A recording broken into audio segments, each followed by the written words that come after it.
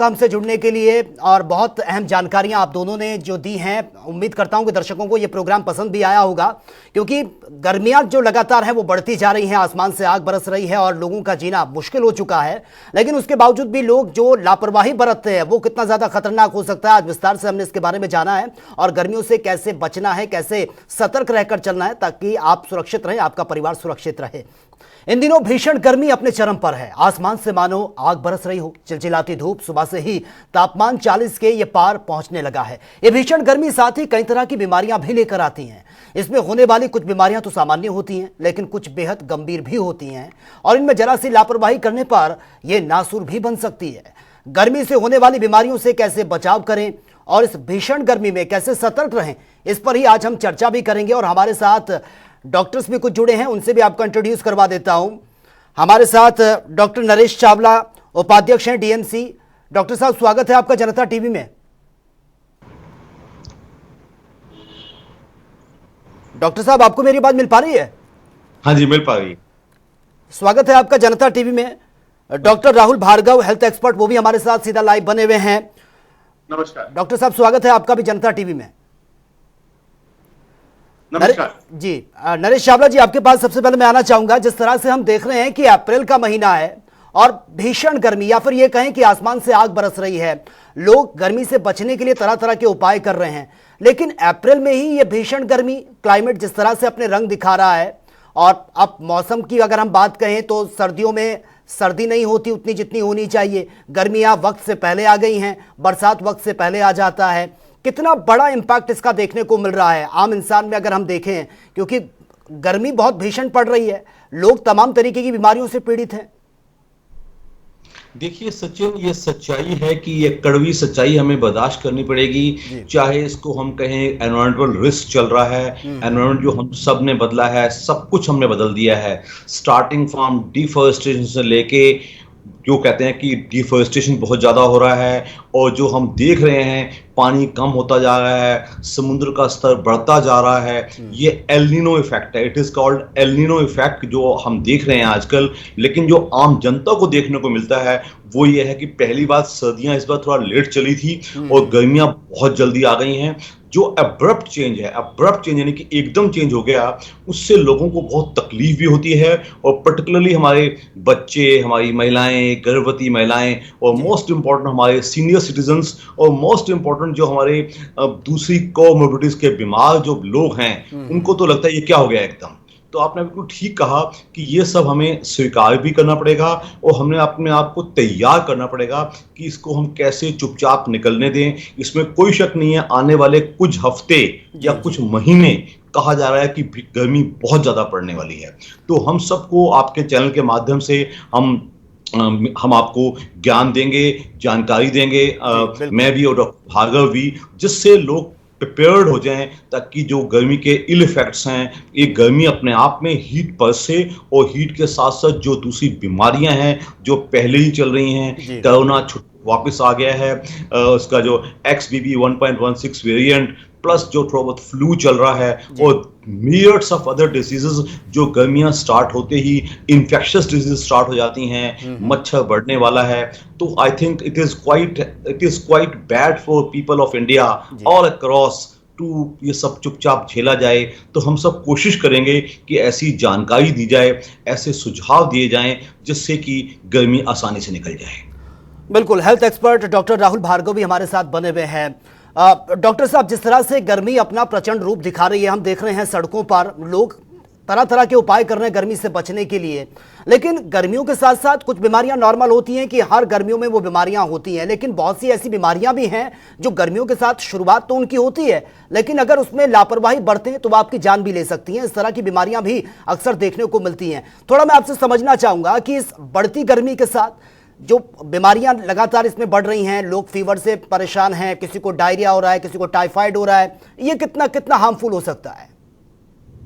देखिए, सबसे पहली बात समझना ये जरूरी है हमको कि हमने 10 से 15% का इजाफा देखा है इस बार गर्मी से रिलेटेड बीमारियों में, जिसमें डायरिया होना, हीट स्ट्रोक होना, वायरल इन्फेक्शन का बढ़ना, और उससे ज्यादा मच्छरों की वजह से जो एडीज मच्छर होता है, जिसकी वजह से डेंगू वगैरह होता है या मलेरिया होता है, ऐसा अनुमान है कि इस बार गर्मी की वजह से वो भी ज्यादा होने की संभावनाएं हैं। अगर हम इस बात को देखें कि इस अप्रैल में नॉर्मल पिछले सालों के मुकाबले में पारा 4 डिग्री अब नॉर्मल ज्यादा है, उसकी वजह से हीट स्ट्रोक, अभी आपने देखा महाराष्ट्र में 13 लोगों की हीट स्ट्रोक में मृत्यु हो गई। हीट स्ट्रोक क्या है? अत्यधिक गर्मी की वजह से स्वेटिंग नहीं होती, उसकी वजह से हमारे शरीर में गर्मी बढ़ती जाती है, हमारे ऑर्गन्स को फर्क पड़ने लगता है और डिहाइड्रेशन हो जाता है।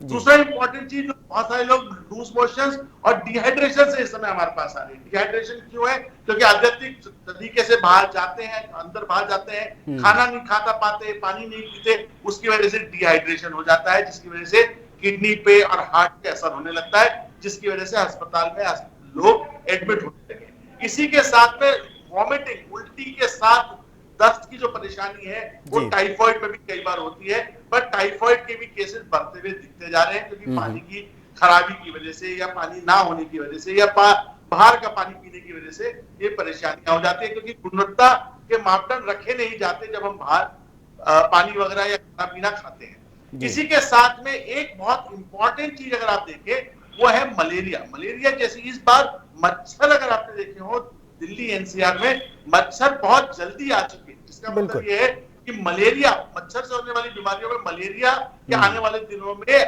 केसेस जो है वो बढ़ने लगेंगे। तो ओवरऑल ये बात पक्की है कि कोविड का प्रहार चल ही रहा है, ऊपर से ये शरीर जलाने वाली जो गर्मी है उसने अपना कहर बरपा दिए, तो इस समय मानव का जीवन यापन करना कुछ कठिन होता हुआ दिख रहा है, क्योंकि हमारी आज भी बहुत सारी जनता एसी या कूलर अफोर्ड नहीं कर सकती है। इसीलिए ये जो हीट स्ट्रोक के केसेस हैं ये बढ़ते हुए दिख रहे हैं, जिसको हमें आपके जनता चैनल के टीवी के माध्यम से लोगों को एजुकेट करना, मतलब जैसे ढीले कपड़े पहनना, निरंतर रूप से पानी पीते रहना, ब्लड प्रेशर की दवाइयां अत्यधिक नहीं खाना, क्योंकि जब ब्लड प्रेशर की दवाइयां इस समय ब्लड प्रेशर बहुत लोगों का नीचे आता है, क्यों आता है? क्योंकि स्वेटिंग होती है तो नमक निकलता है, और क्या होता है जब हम ज्यादा दवाई खा रहे होते हैं तो ब्लड प्रेशर नीचे गिर जाता है। तो ये लोगों को समझाना बहुत ज्यादा आवश्यक है कि ये अगले 3 महीने जब तक बारिशें नहीं आती हैं तब तक इस भीषण गर्मी से कैसे बचा जाए, कैसे अपने परिजनों को बचाया जाए, इस बात पे चर्चा होना बहुत ज्यादा आवश्यक है, और मैं आप लोगों को धन्यवाद देता हूँ। जी। डॉक्टर नरेश चावला, आपके पास मैं आना चाहूंगा। इस वक्त अगर देखा जाए, क्योंकि इससे पहले अगर हम पिछले महीने की बात करें या फिर 2-3 हफ्तों की हम बात करें, लोग बहुत ज्यादा फीवर से पीड़ित थे। कई बार अगर वो टेस्ट करवाने जा रहे हैं तो बहुत से तो कोविड का उनको पता चल रहा है, और बाद में कुछ की रिपोर्ट जो सामने आती है बताया जाता है कि आपको टाइफाइड हुआ है। ये कितना ज्यादा खतरनाक हो सकता है? क्योंकि इसमें कहा जाता है कि लापरवाही अगर बरतें तो ये जान भी ले सकता है, यानी कि ये बहुत ज्यादा खतरनाक हो सकता है। लेकिन क्या गर्मियों के साथ ही टाइफाइड जैसी बीमारियां ये पनपती हैं, या फिर वाकई अब कोविड के बाद से इसका बहुत ज्यादा असर देखने को मिल रहा है? देखिए सचिन, इसमें कोई शक नहीं है, इंडिया में हम पिछले 2-3-4 दशकों से देख रहे हैं कि जैसे ही गर्मियां स्टार्ट होती हैं, नो डाउट सिंपल डायरिया जो कि गैस्ट्रोएंटेराइटिस होता है, उसके अलावा टाइफाइड, कॉलरा यानी कि हैजा ज्यादा होता है। आपने बड़ा अच्छा सवाल पूछा। आम आदमी कहेगा मुझे तो बुखार हुआ है, क्या है, मुझे क्या पता है? तो इसमें कोई शक नहीं, पिछले दिनों में अभी भी वो चल रहा है। एटलीस्ट दिल्ली नंबर 2 है आफ्टर केरला, जिसमें कि इसके कोविड-19 के केसेस ज़्यादा हो रहे हैं। और ये कोविड-19 जैसे कि मैंने पहले बताया कि ये XBB 1.16 वेरिएंट है, जो कि अभी तक जो हमने देखा है ऑल अक्रॉस दिल्ली एनसीआर में जितने भी केसेस हम देख रहे हैं बहुत ही माइल्ड किस्म का है, लेकिन ये है, लेकिन ये भी थोड़ा नुकसान कर सकता है। टिल कल परसों तक देखा गया था ऑलमोस्ट 34-38 डेथ्स हुई हैं ऑल अक्रॉस इंडिया। लेकिन अभी भी जो फेस है, जो मैं देख रहा हूँ, नॉर्थ दिल्ली में मैं प्रैक्टिस करता हूँ, तो मैं देखता हूँ कि केसेस बढ़ रहे हैं। इसके अलावा आज से सिर्फ 4-5 हफ्ते पहले हम देख रहे थे इन्फ्लुएंजा के H3N2 वायरस भी आ रहा था, इन्फ्लुएंजा H1N1 भी आ रहा था, इन्फ्लुएंजा B भी आ रहा था। तो मैं आम जनता को अभी आपके चैनल के माध्यम से कुछ सिंपल सुझाव दूंगा। पहली बात, गर्मी से बहुत ज्यादा डरने की जरूरत नहीं है। हमारा देश महान है, जो बहुत ही प्रकृति यहाँ बहुत रूप बदलती है। यहाँ अच्छी ठंडे भी आती हैं, अच्छी गर्मियाँ भी आती हैं, अच्छी बरसातें भी आती हैं। कहने को तो बड़ी अच्छी चीज़ है, लेकिन वो जो मुसीबतें लाती हैं उनको झेलना अगर हम सीख जाएं तो हमारी सबकी जिंदगी बड़ी आसान हो जाएगी। सबसे पहला बचाव अपने जो जरूरी काम है वो उन लोगों के लिए बहुत जरूरी है कि अपने जरूरी काम सुबह 10-11 से पहले कर लीजिएगा या शब 4-5 बजे के बाद कीजिएगा। ये पर्टिकुलरली जरूरी है छोटे बच्चों के लिए, महिलाओं के लिए और जो हमारे सीनियर सिटीजन 60-65 प्लस वाले हैं। प्लस जो एक सबसे अच्छी बचाव की चीज है वो है पानी का होना। पानी, आप हमेशा घर से निकलिए तो अपने पानी की बोतल, जैसे हम कहते हैं ना कि घर से निकलो तो कोरोना से बचना है तो मास्क निकलिए, आप घर से अपनी पानी की बोतल लेके निकलते हैं। अगर आप पानी पीते रहते हैं तो बुरा इफेक्ट बहुत कम आता है। सर पे आप अंगोछा रखो या जो लेडीज हैं वो छाते का पैरासोल का इस्तेमाल कर सकती हैं। ये छुटपुट ऐसे अंगोछा रख सकते हैं, कोई बूढ़ा आदमी घर से निकले तो अगर ऐसे छुटपुट सुझाव करते हैं तो हम बचते हैं। जहां तक आपने सवाल पूछा क्या टाइफाइड पहली बार ऐसे हो रहा है, टाइफाइड हमारे देश में हमेशा ज्यादा आता है। टाइफाइड भी, पैराटाइफाइड भी, ये बुखार हमेशा होते आए हैं। उसके लिए मैं समझता हूँ अगर आपका बुखार 1-2 दिन पुराना है तो आप अपने फिजिशियन के पास जाइएगा, वो आपका RT-PCR टेस्ट भी करेगा, वो आपका टाइफाइड या जो भी विडाल टेस्ट होते हैं वो करेगा ताकि हम डायग्नोस्ट जल्दी करें। मैं हमेशा सचिन एक बात कहता हूँ, कोई बीमारी इस दुनिया में बुरी नहीं है जब तक वो डायग्नोस ना हो जाए। अर्ली डायग्नोसिस हमारी कोशिश होनी चाहिए, अर्ली ट्रीटमेंट हमारा कोशिश होना चाहिए। अगर हम ऐसा करते हैं, चाहे वो दिल्ली में, पूरे हिंदुस्तान में, हर डिस्ट्रिक्ट में, प्राइवेट सेक्टर में भी और गवर्नमेंट सेक्टर में भी हिंदुस्तान में इस टाइम स्वास्थ्य जो सेवाएं हैं काफी आसानी से अवेलेबल हैं। ओनली थिंग इज कि आप क्वैक्स के पास मत जाइए, अपने छुटपुट देसी सुझाव मत कीजिएगा, गो टू योर डॉक्टर। पहुंच जाते हैं तो मैं समझता हूं इस किस्म की मुसीबतों से हम काफी हद तक बच सकते हैं। बिल्कुल। एक और सवाल मेरा आपसे है सर, आपने कहा कि पानी की कमी शरीर में नहीं होनी चाहिए, आपको प्रॉपर मात्रा में पानी लेना चाहिए, लेकिन कई बार हम देखते हैं कि आज के युवा जो आप पैदल चल रहे हैं सड़कों पर, उनको दिखता है कि यहाँ पर ठंडे पानी या फिर कोल्ड ड्रिंक की कोई दुकान है, वहां पर जाकर वो एकदम से चिल्ड बॉटल लेते हैं, वो पीते हैं कि शरीर में पानी की कमी नहीं होनी चाहिए। उसका भी साइड इफेक्ट देखने को मिलता है, लूज मोशन हो जाते हैं, किसी को फीवर हो जाता है। ये कितना ज्यादा खतरनाक हो सकता है? सच बता दूं आपको, आपने बड़ा अच्छा सवाल पूछा है। मैं कल ही पढ़ रहा था, अगर किसी को बहुत तेज हीट हो गई है या हीट स्ट्रोक हो रहा है या बहुत शरीर जल रहा है तो इट इज बेटर कि आप बहुत ठंडा चिल्ड पानी ना पिएं।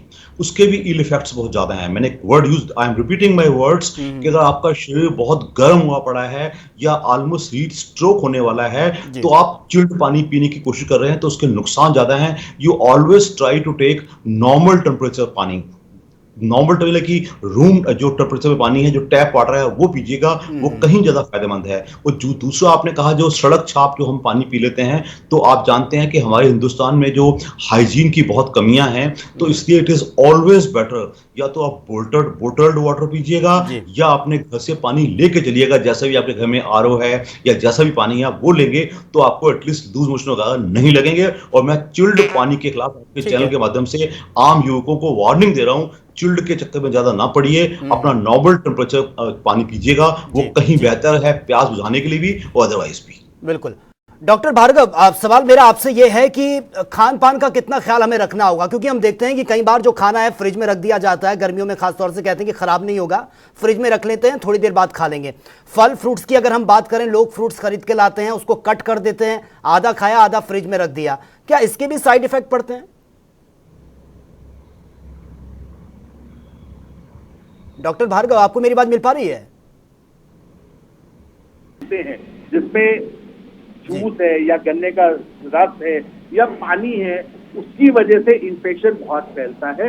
उसी की वजह से कॉलरा और टाइफाइड फैलता है। टाइफाइड एक बीमारी जो है वो खाना और पानी से फैलती है, ये बात समझना आवश्यक है। दूसरा इंपॉर्टेंट चीज जो है, जो खाना है उसको हमेशा फ्रेश खाना खाने की आदत डालनी है, क्योंकि फ्रेश खाने से चीजें हमारी बैक्टीरिया ग्रोथ उस पर नहीं होती है। बहुत सारे घरों में बासा खाना खाने की आदत होती है, हमें उसको शर्म करना है, हमेशा फ्रेश खाना खाना है। साथ ही में आपको एरी जगह में, मतलब जहाँ पे हवा का संचार हो वो रखना है। साथ ही में ढीले कपड़े पहनने हैं सो दैट स्वेटिंग अच्छे से हो पाए। इस हीट को जनरली उन लोगों को ज्यादा होता है जहाँ पे स्वेटिंग नहीं होती है, क्योंकि हीट अंदर बिल्डअप होती रहती है। तो इसलिए हमको ये मेक श्योर करना है कि हमको पर्सनल हाइजीन पे भी ध्यान देना आवश्यक है। और पानी के साथ ORS सॉल्यूशन जो होता है, क्योंकि पानी सिर्फ पानी नहीं है। जब अपने को स्वेटिंग बहुत ज्यादा होती है गर्मी में, हम जिम करते हैं या क्लोज डोर रूम से जिम करते हैं, उसके बाद भी हमने देखा है कि परेशानियां बढ़ती जाती हैं। तो इसी के लिए हमारे को, इसी के चलते हुए हमको लगता है कि आपको एरी जगह होनी चाहिए, साथ ही में खाली आपको गीले कपड़े पहनने चाहिए, स्वेटिंग होनी चाहिए, और जो न्यूट्रिएंट्स है पानी के साथ में वो लेना आवश्यक होता है। जी बिल्कुल। डॉक्टर नरेश छाबड़ा, सवाल मेरा आपसे है कि जी बढ़ती गर्मी जो है वो बुजुर्गों के लिए कितनी ज़्यादा खतरनाक हो सकती है, क्योंकि हम देखते हैं कि जो बुजुर्ग हैं उनको सबसे ज़्यादा सांसें उनकी फूल जाती हैं, गर्मी अगर होती है तो चक्कर उनको आने लगते हैं। खासतौर से बुजुर्ग अपना कैसे ख्याल रखें? बहुत अच्छा सवाल है। मैं बुजुर्गों का जो वर्ग है, जो 60 to 65+ है, और प्लस जो ऐसे पेशेंट्स जो दूसरी कोमोर्बिडिटीज यानी दूसरी बीमारियों के बीमार हैं, डायबिटीज है, हाइपरटेंशन है, डिसलिपिडीमिया है, कोई इम्यून कॉम्प्रोमाइज डिसीज है, ये सब हमारे लिए बहुत ही एक रिस्क ग्रुप है। इनके लिए मैं एक ही जवाब दूंगा, एक तो इनको हमेशा कोशिश करें वो घर से बाहर ना निकलें, पर्टिकुलरली आफ्टर 10 AM सुबह, और शाम को 4 बजे तक बाहर ना निकलें। इस 6 घंटे वो घर के अंदर रहें, जो जरूरी काम है वो इनसे पहले कर लें, नंबर 1। नंबर 2, पूछा उनको क्या करें। मत भूलिएगा, मोस्टली जो ऐसे पेशेंट्स होते हैं उनकी कोई दवाइयां चल रही होती हैं। जब हमें पसीना ज्यादा आता है तो हमारी जो ब्लड प्रेशर की दवाई की डोज है वो बदल जाती है, पसीना BP लो हो जाता है। तो इनका बहुत ही ज्यादा ध्यान रखना, इनको बहुत ही समय से दवा देना, ये चीजें बहुत ही जरूरी हैं। और तीसरा जो सबसे बड़ी कमी है, पानी का इंटेक। बूढ़े लोग कई बार पानी पीना भूल ही जाते हैं। एक एवरेज 50 साल के 50 से 60 किलो के आदमी के लिए मेरे हिसाब से इस भीषण गर्मी में average intake of water 2.5-3 litre जरूर होना चाहिए, अनटिल अनलेस आप किसी किडनी फेलियर या लिवर फेलियर या हार्ट फेलियर के पेशेंट तो नहीं है। इस बात का ख्याल रखा जाए। प्लस जो परिवार के दूसरे सदस्य हैं, हमेशा देखें कि बूढ़ों को कई बार तेज गर्मी की वजह से चक्कर आ जाना, फॉरगेटफुलनेस हो जाना, याददाश्त कम हो जाना, ये चीजें ज्यादा हैं। तो we all are committed to protect our senior people. जो बूढ़ों को, हमारे बड़े बूढ़ों को, हमारी उनकी देखभाल जरा ज्यादा करना बहुत ही जरूरी है। और प्लस उनको अगर हल्का भी बुखार आता है कोई, चाहे वो COVID-19 आ रहा है, चाहे कोई दूसरा बुखार आ रहा है, उसको कभी भी कैजुअली मत लीजिएगा। जैसे हम आम जवानों को हम कहते हैं, एबल बॉडीड को, कि उनको बुखार है तो हम कहते हैं ठीक है भाई चुपचाप आप पैरासिटामोल लीजिए, अननेसेसरी एंटीबायोटिक मत लीजिएगा। But anybody who is above 60 to 65 and who has comorbidities, उनके छुटपुट बुखार को भी नेग्लेक्ट न करके उनको right on the first day उनको अपने फिजिशियन को दिखाया जाए, ताकि उनका डायग्नोसिस हो पाए और उनकी मदद हो सके। जी जी बिल्कुल। डॉक्टर भार्गव भी हमारे साथ बने हुए हैं। डॉक्टर भार्गव, आपको मेरी बात मिल पा रही है? इसी में बच्चों का एक वर्ग है जिसको ध्यान रखना सबसे ज्यादा आवश्यक है, क्योंकि बच्चों में भी स्वेटिंग ना होना, या क्लोज डोर में रहना, या स्कूल में रहना, या उनको इन्फोर्स करना कि आप पानी पीते रहिए निरंतर रूप से, वो भी एक बहुत बड़ा अपना में चैलेंज होता है। इसीलिए इस गर्मी में अक्सर हमने देखा है स्कूल या तो बंद कर दिए जाते हैं या जल्दी छोड़ दिए जाते हैं। जैसे डॉक्टर साहब ने कहा कि 10 बजे के बाद से जो पीक गर्मी है, जो पीक लू चलती है, जिसे हम लू कहते हैं, वो 11 से लेकर 4 बजे के बीच में चलती है, और इसी समय में हमको सबसे ज्यादा ध्यान देना जरूरी है। जो देसी नुस्खे होते हैं, जिसमें प्याज खा के निकलना या कच्ची चीजें खाना, इसको भी हमको स्ट्रेंथन करना जरूरी है। जो हमारी ट्रेडिशनल चीजें रहती थी, जिससे लू लगने के कारण लू लगने का खतरा कम रहता था। साथ ही में जो नॉर्मल चीजें हैं, जिसमें हमने जैसे डायबिटीज की बात हमने कर लिया, हाइपरटेंशन की दवाइयों की बात कर ली, उसी प्रकार से जो कैंसर रोगी हैं उनको भी ध्यान देना है कि गर्मी में आपको निरंतर रूप से पानी और अपने आप को ध्यान देना जरूरी है, क्योंकि कीमोथेरेपी के बाद कभी भी अगर लूज मोशन वगैरह होते हैं तो वो आपको एग्रावेट कर देता है गर्मी की परेशानियों को। तो ओवरऑल आपको अपने माहौल को, अपनी पर्सनालिटी को, अपने चीजों को अगले 2 से 3 महीने को बदलाव लाना जरूरी है, क्योंकि ये गर्मी आगे इसी प्रकार से बढ़ेगी,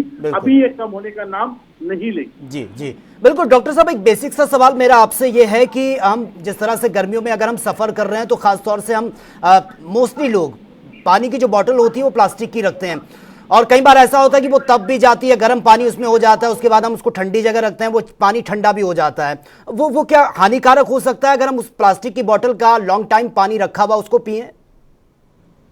जब अपन पानी की बात करते हैं तो अपने को एक बात समझना जरूरी है कि वो साफ सुथरी जगह से आरओ का वाटर होना चाहिए। प्लास्टिक बॉटल्स को हमें अवॉइड करना चाहिए। मैं फिर से बोलूंगा, प्लास्टिक बॉटल्स को हमें अवॉइड करना चाहिए। जो टेम्परेचर चेंजेस होते हैं गर्मी से और सर्दी, गर्मी से लेके हम सर्दी तक जो लाते हैं उससे उसमें परेशानी होती है और केमिकल रिलीज करते हैं। इससे प्लास्टिक बॉटल जहां तक आप अवॉइड कर सकते हैं वो अवॉइड करिए। इसकी जगह जैसे हमारे बुजुर्ग कहते थे कि आज भी मटके का या सुराई का पानी ज्यादा आपकी प्यास बुझाता है ज्यादा देन फ्रिज के पानी की।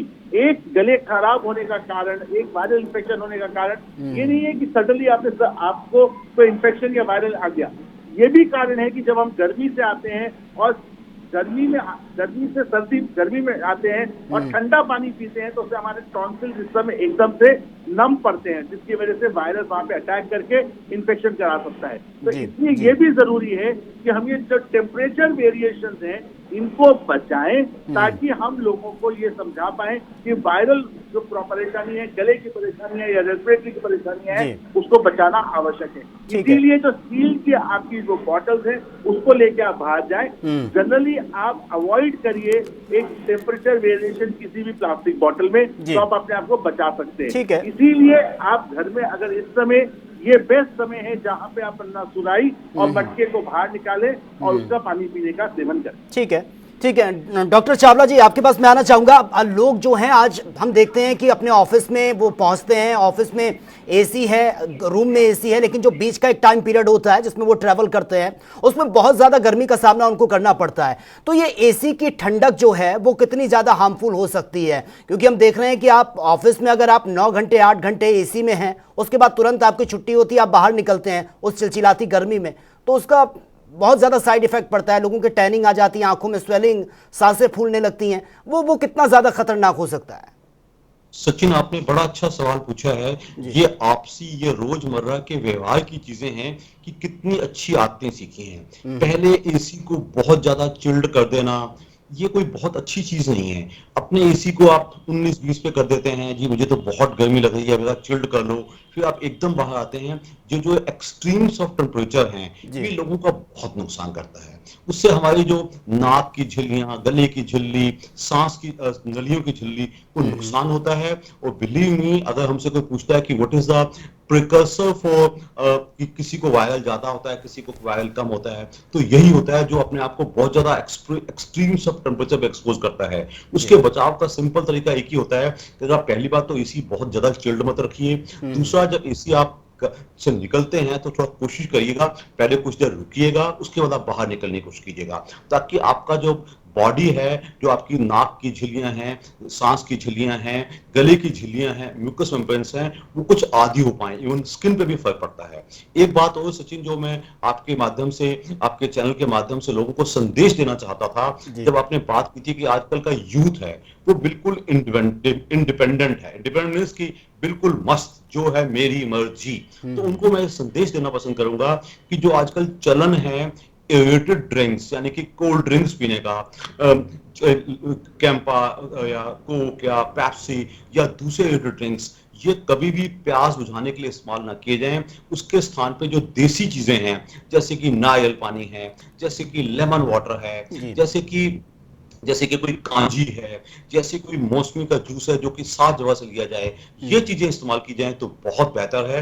एरेटेड ड्रिंक्स हमारा बहुत नुकसान करते हैं। जो एक मीडिया है जिसकी वजह से लोगों को लगता है कि मैं अगर कोक पी लूंगा तो मैं अक्षय कुमार बन जाऊंगा, हीरोइज्म आ जाएगा। और दूसरी चीज, मैं एक चलन और बताना पसंद करूंगा, जो जंक फूड और आउटसाइड फूड का चलन all across India among youth और ऑर्फन फैमिलीज में है।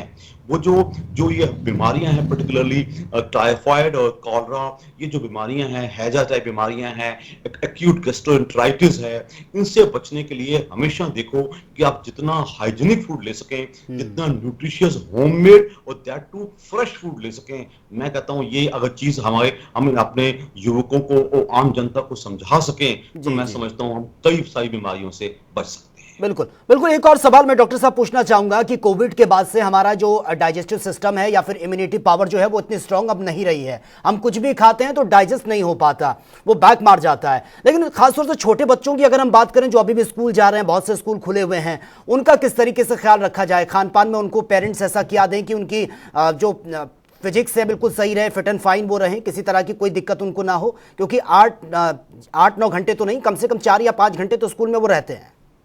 बड़ा अच्छा सवाल है। हमने देखा है कि अक्सर देखो कोविड के इन 3-3.5 सालों में ना पूरी दुनिया की और हिंदुस्तान की सबकी सब लोगों की, चाहे जवान हो, चाहे वो सीनियर सिटीजन्स हो, चाहे बच्चों, उनका ना स्टेटस बदल गया है। हालांकि इस बात को हम क्वांटिफाई नहीं कर पाते कितना बदला है, लेकिन हमारे जो शरीर है वो पहले जैसे नहीं रहे। तो आपने जो पर्टिकुलरली पूछा कि बच्चों को बचाव के लिए क्या किया जाए, बच्चों को बचाव से पहले तो ऐसा कपड़ा पहना कर भेजा जाए जो खुले कपड़े हों, जिसमें मतलब कि ऐसा कपड़ा हो जिसमें कि मरीज को ज्यादा पसीना ना आए। प्लस उनके बच्चों को घर से एक वाटर की बोतल, वैसे मोस्टली स्कूल्स इंसिस्ट भी करते हैं, इनको वो दिया जाए। और तीसरा जो मैं पहले ही कह चुका हूँ, आज भी हमारे ऑल अक्रॉस दिल्ली एनसीआर जो मैं देखता हूँ, जो स्कूल कैंटीन्स हैं, they are stuffed with junk food. Junk food क्या है? बच्चे को खाने को मोमोज ही मिलेंगे और पिज्जा ही मिलेगा और बर्गर ही मिलेंगे।